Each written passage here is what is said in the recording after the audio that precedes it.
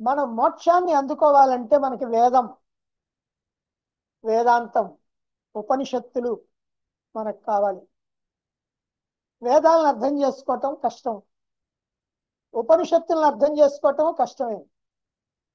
అందుకనే మహాత్ములైనటువంటి వారు మనకి రెండు ఇతిహాసాలు, ఒక పురాణం, రామాయణం, భారతం, భాగవతం, ఈ మూడింట్లో కూడా ఆ వేదాంతాన్ని నిక్షిప్తం చేశారు.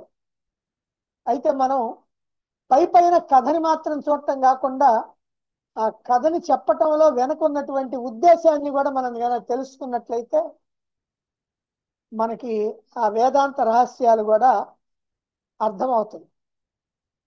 భారతీయ వేదాంతానికి ఈ మూడు గ్రంథాలు నివాస స్థానాలు అని మనం నేను చెప్పుకున్నాం. ఈ రెండు ఇతిహాసాలు కూడా భారతీయ తత్వ సంపదలు.